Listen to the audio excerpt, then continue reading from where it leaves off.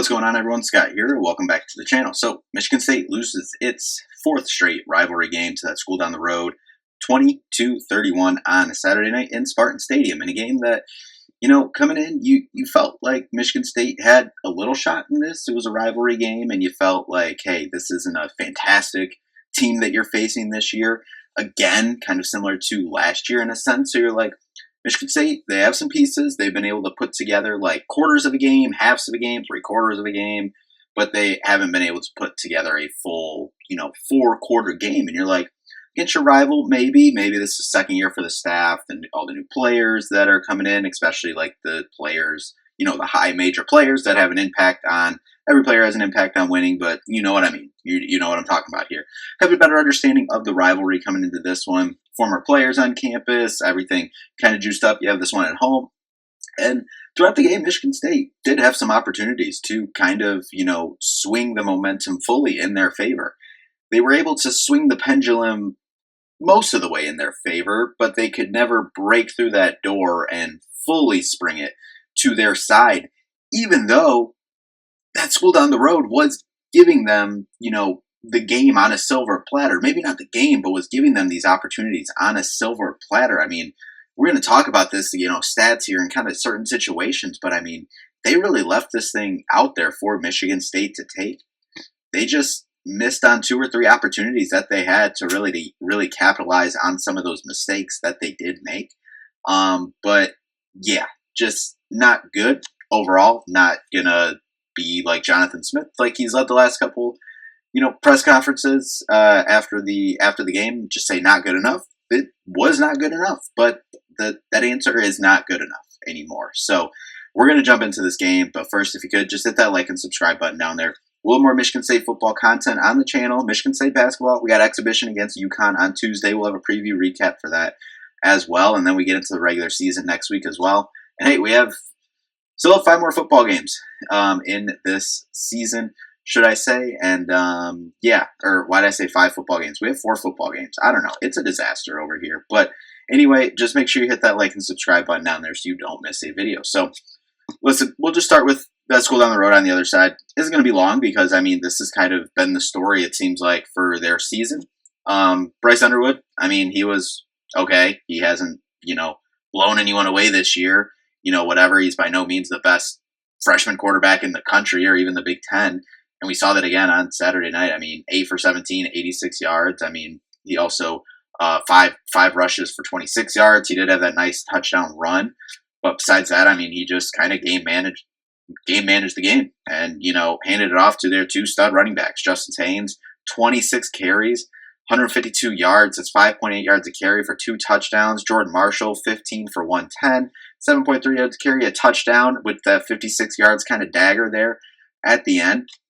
And that was that. Receiving rise, obviously, you only had 8 completed catches. So, I mean, Andrew Marsh at 3 for 54 with a 27-yard one, and that was about that. Their defense played really good. We'll finish up. They did have a Justin Haynes fumble on the offensive side of the ball as well, but their defense, Ernest Hausman, he made a big impact. 8 tackles, tackle for loss. Jimmy Rolder led the team, 10 tackles, sack, 2 tackles for loss. You go down the list. Zeke Berry had a sack, tackle for loss as well. As a team, 4 sacks, 6 tackles for loss, and Derek Moore, 2 sacks as well, 2 tackles for loss.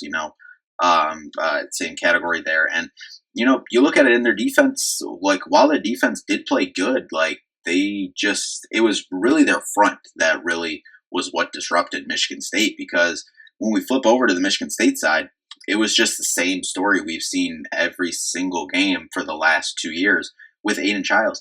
He had no time. He was running for his life, for the most part. When he did have some time, he was able to settle in and, make some throws, or even when he did have to scramble and, make a couple throws, we saw him do that. But it was really their front. Like, when you look at their secondary, I mean, we'll get into it here in a second, and we'll set this. We'll probably say multiple precursors and warnings. Like, the refs are not the reason Michigan State lost this game at all, but let's just be real here. I mean, we're recording this a full 24 hours after the game, and the amount of fans of other teams, should I say, and not even, like, yes, I've seen, obviously Spartan fans, Buckeye fans, but even that have no business, like we're just watching this because this was the NBC 7:30 primetime rivalry game that was on Saturday, from other fan bases and columnists, other pages, like whatever, saying, yeah, Michigan State was getting hosed at home by the referees. And that was like, again, you know, that was not the reason we lost this game by any means. But I mean, their secondary got away with at minimum 3 to 4 defensive pass interferences. Marsh on 3 of them, just absolutely clobbered before the ball is even within 10 yards of him, and just no calls there, and more down the line. So I mean, like, yes, their defense, front linebackers, like we talked about coming in, played really good, but I mean, their secondary, I mean, they just weren't really like they weren't tested because Michigan State didn't have the time to go down and test them. And we'll jump to the Michigan State side now. I mean, Aiden Childs, 14 for 28, 130 yards, 4.6 yards a throw. That's just, you look at that with 15 carries for -7 yards. And, we talk about the 4 sacks, 6 tackles for loss for them against Michigan State. I mean, that's that. Alessio Milojevic comes in, gets the cover at the end of the game, 5 for 6, 60 yards. It's 10 yards a pass, obviously, with that touchdown. One of the bright spots in kind of the first quarter. After the first quarter, it's 10-0. But then in the second quarter, Mekhi Frazier breaks a 49-yard run. And that stadium kind of jumps up. Like, everything's kind of going. Because we looked at this, I forget if it was the first quarter or early second quarter, but it was definitely in the first half. The place was packed. Like, shout out to the fans, Spartan Stadium as well. Everything was really good all day long, and that was something talked about against for the UCLA game. Here, at least I did. Felt like the energy was not really there. Like, yes, the product on the field did not give, fans much to cheer about, but they were there on Saturday night. Everyone kind of showed up. The energy was there for this rivalry game, but it was kind of dead after that first quarter. 10-0, and rightfully so. It's not like the crowd wasn't into it, but it's like, you kind of feel that, like, oh boy, is this going to turn into 49-0 again? But that run by Mekhi Frazier woke everyone up, and we'll get more into that first quarter here in a second. But you go down, but aside from Mekhi Frazier, no one else got anything going. Elijah Taliber, 5 carries for 18 yards. Brandon Tullis punched one in, 2 carries for 2 yards with that touchdown as well. Receiving game, Nick Marsh, just short of the baseline I always want him at. I always want him at least 7 catches. He had 6, but a couple of them, as I said, he was, about 3 defensive pass interferences that, were not called, and those were all on Marsh. Omari Kelly, 3 for 29. Jack Belling, 3 for 26. And, they were, I just still don't understand why we're not using Belling. And Masunas had 1 for 21. Krishawn McCray, 3 for 24. We're spreading the thing out. 2 for 9 for Taliber. Brandon Tullis, 1 for 6. Childs had the fumble. It's just so inconsistent across the board, the offense. The defense I was very impressed with. Like, the things that I'm taking away from this game, like positives, Mekhi Frazier, Nick Marsh, and then on the defense as a whole was impressed with for the most part. Like, yeah, getting gashed for 10 or 5.6 yards a carry, 152 yards and 110 yards, 4 touchdowns overall. Yeah, that sucks, but some of that, a good amount of that was inflated kind of towards the end of the game, where it was just constant at the end of the game. Like, the offense was doing them no favors, going 3 and out, or getting a first down, and then so basically going like 5 and out essentially. So they were doing the defense no favors, was Michigan State's offense. Jordan Hall, 9 total tackles. You go down, Jalen Thompson, thought he played pretty solid, 6 tackles on the night. Darius Snow made some big tackles and like drive saving, first down saving tackles. He had 6 as a whole. We had 1 sack. Shout out to Raekwon Buckley. Had the sack, tackle for loss. We had a half a tackle for loss for Wayne Matthews and Malcolm Bell. More on Malcolm Bell. We'll obviously get to that here in a second. And yeah, that was kind of that's the stats of the game. Like, kind of overall, we'll look at the team ones real quick before we get into just kind of overall thoughts on everything. 5 for 16. Third down for Michigan State. Again, think that's getting on the higher end of too many third downs, although School on the Road, 6 for 15. So they had just about as many third downs. 1 for 1 on 4th down for them, 1 for 3 for us. And the two we didn't get, you could have called that they weren't doing even if you weren't looking at a screen or watching the field in the game. 362 yards compared to 305, 86 passing compared to 190 for us. So we outpassed them about double. Whatever that quick math is, whatever. Rushing is where it obviously gets ugly. 276 to 115. Overall, 5.6 yards a carry compared to 3. The penalties obviously completely lopsided, and this was even worse at halftime. I guess not even. I guess you could say worse, but they had 6 for 61. We had 12 for 105 at halftime. I think it was 8-1 or 8-2, something like that. Each had a turnover, so you didn't win the turnover battle, which was something we talked about. We talked having to force 1 or 2. You forced 1. Problem is you gave them 1 back as well. Possession was pretty even, 30 minutes, 33 seconds, and 29 minutes and 27 seconds for us. You look at a whole. We'll start with the officiating to just get that kind of out of the way. Again, by no means did Michigan State lose this game because of the officiating. I texted in the first quarter, congrats on the 4th straight rivalry win, essentially was what I was saying. This is utter disaster. Enjoy watching our funeral. We're sitting there watching down 10-0 to your rival in the first quarter. Everyone showed up, but you're down 10-0 in the first quarter. You have the student section and most of the fans in the stadium chanting to fire your head coach in the first quarter of a rivalry game when you're still only down 10 points. That you can't get more down than that in a rivalry game at home. Everything going on there.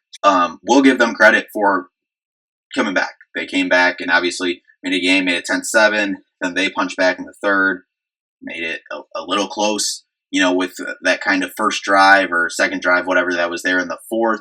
But just some crazy momentum swings, in this game. As we said, the pendulum was kind of swinging, but Michigan State was never able to push all the way through to take that lead and obviously go forward and win this game. But, and a lot of that has to be credited to the defense.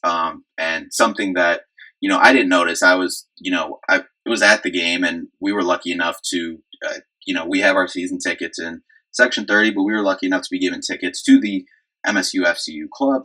So we were up there, so a little bit different view. So didn't notice at first because was kind of taking it in different view, whatever, end zone to side, whatever. So was kind of, beginning of the game when you're in a new spot, kind of seeing what you're looking at here.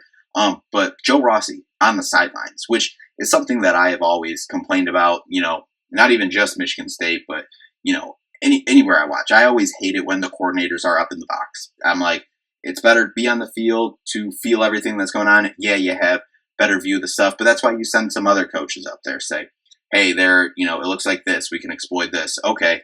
Boom, like analysts. That's what you throw up there. You want your coordinators, in my opinion, to be more inside the huddles with these guys instead of over a walkie headset, whatever it is, or relayed through someone else. But he was on the sidelines, and especially seeing some of the clips afterwards, couldn't really see it from that angle. We saw it on some of the horrific calls that were going on there, but he was losing his mind on the sideline at the refs, which was, nice to see. As I said, I wasn't someone who was going to get into the whole, Jonathan Smith needs to be breaking his headset and doing X, Y, and Z, but hey, we're getting some true emotion out there, and he was absolutely losing it, and I liked it, and I thought the defense showed up and played, but anyway, back to where we kind of all started at, the officiating. Yeah, we talked about the 3 missed defensive pass interference calls. They were all pretty egregious. They were horrible. The forward progress for Nick Marsh, he probably shouldn't have reined back to do that, but he had forward progress right there. I think, if you break forward progress, it stops. But still, when he broke forward progress and got it back, he was still across the line to gain and was still back, and he was still marked short and still didn't review it. So that doesn't make sense there. You had those, and then obviously the big one that I think was kind of one of, if not the final. I know Jonathan Smith described it as a gut punch in the post-game press conference, but the Malcolm Bell, he timed it perfectly. Obviously, in real time, I thought he jumped off sides.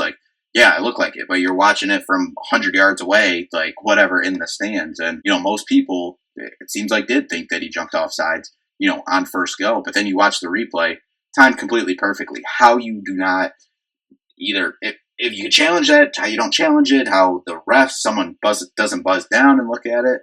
Because no one saw the flag either. There was no flags anywhere because Michigan State gets the turnover. Everyone's celebrating, and a solid minute goes by, and then all of a sudden everything's kind of like stopped, and you're like, wait, why is everyone stopped? Comes over the thing, offsides or encroachment, whatever he called. That was just horrific. How you don't go and look at that, especially there was a lot of time that passed there to the full minute or so that they're talking. And then I think there was maybe a penalty or something else that went on after that. But then they had the play, and then Jordan Hall gets hurt on that play, who was involved in that play too. So, I mean, it just kind of started to snowball from there, and you kind of felt like, all right, like, yep, this might not be going our way today.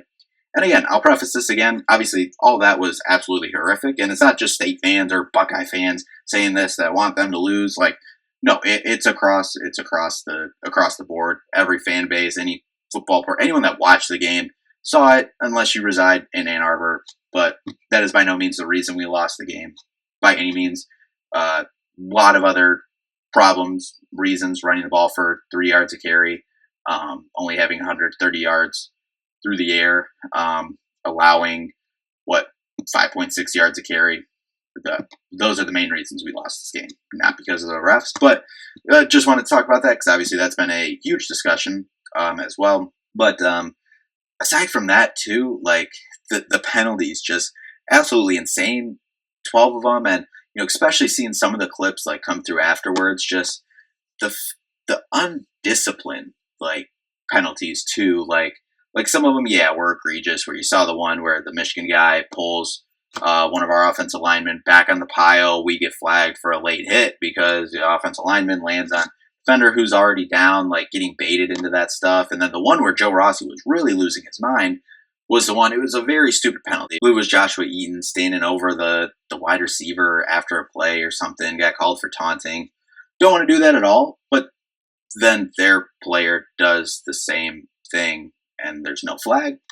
Joe Rossi's losing his mind, going everywhere, and like I said, I love that passion, but yeah, just a very, very weird game. And we'll kind of close it out in the game portion of I don't think they played that well. And even talking to some of their logical fans, they didn't play well. And kind of after the game, they're like, hey, we're not that happy with our coach either. We know you guys aren't here in East Lansing. Like, their logical fans there are like, we're not that happy either. So they didn't play that good of a game. We know that that's what they've done all season, but they were able to escape because we kept shooting ourselves in the foot. The fourth down decisions, if every time you're on a fourth down call, it's either going to be dive up the middle, zone to the right or left, in between the tackles is everything. The few times they do switch it up and throw a nice bubble screen, it usually works. I think it didn't work once on Saturday night for that, but every other time they've done it, 14, 16 yards up the field. So just very predictable. The decision to go for two there when they did get that first touchdown there in overtime, I didn't see the whole sequence. I had went up to go to the bathroom, whatever, and when I'm coming back, I saw it was right when Nick Marsh scored the touchdown, but obviously they were reviewing it when I was going in, came out, and then it was like, oh, they just scored Brandon Tullis touchdown. So I was like, oh, they called him down at the one, whatever it was, and then gets in. Why go for two? Like, I don't understand why going for two. Like, if anything, if you want to go to try to set yourself up for a field goal to win the game, maybe on the second one. But you got to get there first. Like, so let's say you do get that, 2-point conversion. You still need two more scores. Like, I don't understand the reasoning behind it. No one understands the reason for it. I know he said if you're declaring I forget what the quote. I'm sorry, I don't have who it was. Just reading through some of the quotes from the press conference after, like, oh, you're declaring what you're doing, chasing points, like, whatever. That's what you're declaring your intention, what you plan to do. Like, but it just doesn't make sense. I don't know. It is what it is. And the fact of the matter is, you've now lost 4 straight rivalry games. You're on the year, you're 3-5, 0-5 in the Big Ten.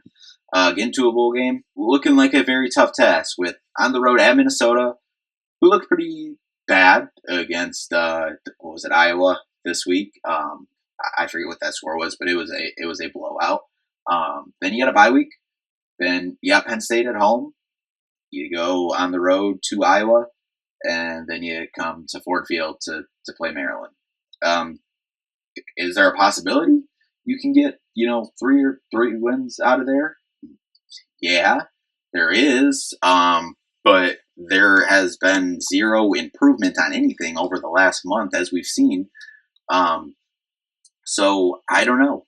I just don't know. A lot of this stuff is just kind of no consistency across the board and no like direction of like what we're doing to improve any of this stuff. Like you thought this offense was going to be a top tier offense in the Big Ten. It's obviously clearly not. Over the last month, even though it has very talented players, in my opinion, and I think objectively very talented players. I think obviously Nick Marsh. I always talk about him as a top 5 wide receiver in the country for a reason. I believe he is. Does his stats always prove that? No, because look at the offense we've had over the last month or so. Aiden Childs, I still like him. I think he's a very talented quarterback. I don't put all of his struggles on him. When he's constantly running for his life or, rushers are getting in his face every couple seconds, after he snaps the ball, he gets the ball and then within 2 to 3 seconds, someone's in his face.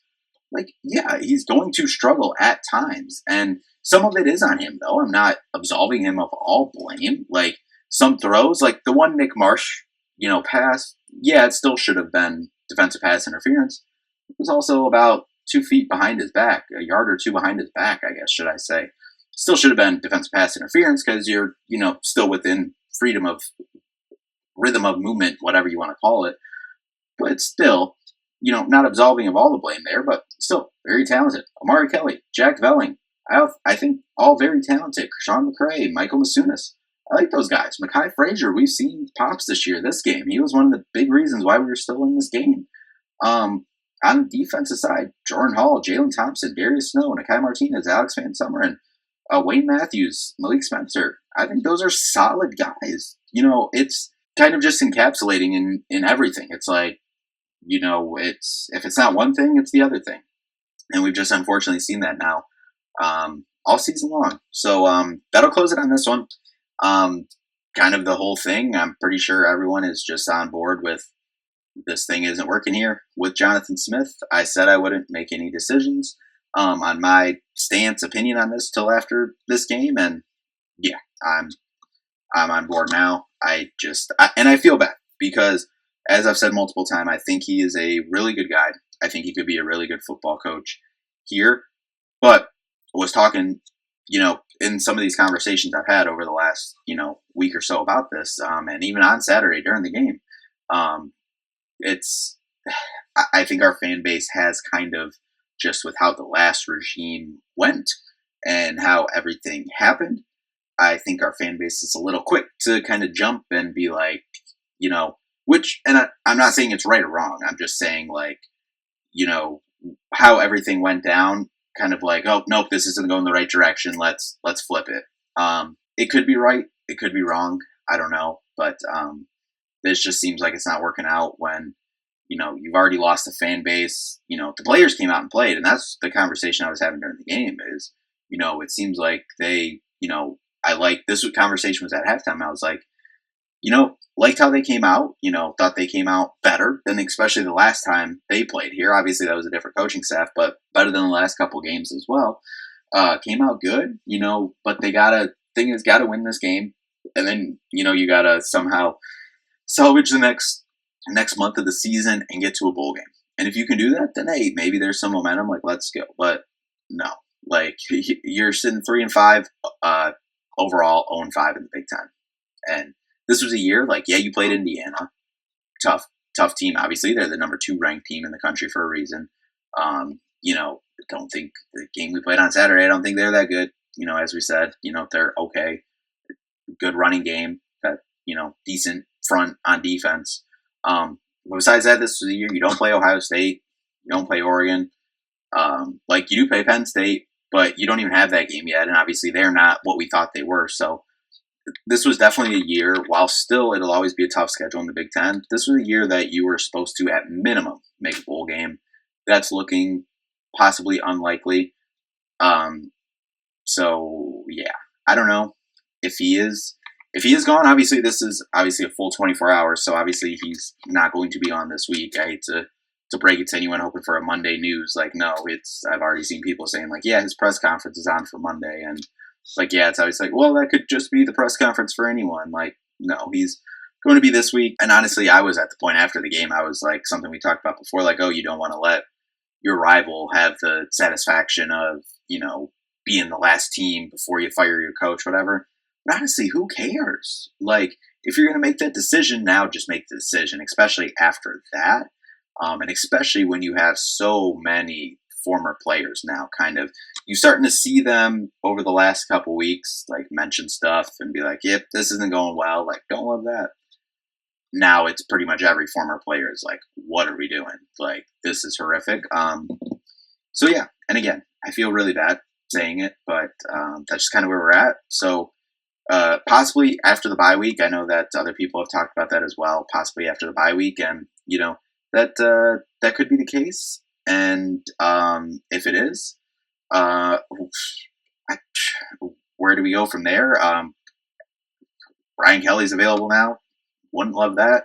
James Franklin talked about it before. Maybe. I mean, at least we'd have 9-10 win seasons. Good recruiting. Still lose the big games, but I mean, hey, if you can beat that school down the road, give us 9-10 wins. I'll take that over probably missing another bowl game for 4 times in 5 years. Love the Max Bowl name, and honestly, something I was talking about too. I know this is going kind of longer than we usually do, but Max Bullough, like, yeah, he's just a linebackers coach at Notre Dame right now. But honestly, if he can come back, and I'm not like, I don't think Narduzzi is the best like head coach. I think that was kind of clear at the last coaching cycle when he wasn't one of the first calls, kind of the last 2 coaching cycles, and I don't know if the bridges are kind of burned there for him ever coming back. But honestly, he's not saying he's old, but older. If you're like, if Max Bull is a name, obviously, like, maybe head coach, that's what everyone thinks, maybe a linebacker to head coach. But honestly, like, a situation where you could be like, hey, Narduzzi, come, head coach, Max Bullough, DC, and then just, especially since Bullough would be a, fresh DC, you're not going to have to shell out a lot of money for that. Shell all that money into an offensive coordinator. And then, over the next couple of years, and Narduzzi wants to retire, hey, Max Bullough, here's the team, here's the program, keep it rolling forward. Or even, hey, it can't get much worse, right? So, I mean, Max Bullough, you want to just be the head coach? Like, bring in, we've seen former DBs, players as a whole, like, let me help. So, just bring in a bunch of former players, young guys. I mean, I don't know. Like I said, it can't get much worse. So, interested to see how everything plays out here. But anyway, that'll do it for this one. We'll be back for football-wise. We'll be back with a preview for next weekend at Minnesota. Basketball, we'll be back with a preview for the exhibition at UConn on Tuesday. So anyway, that'll do it for this one. Thank you all so much for watching. We'll see you in the next one. Peace out.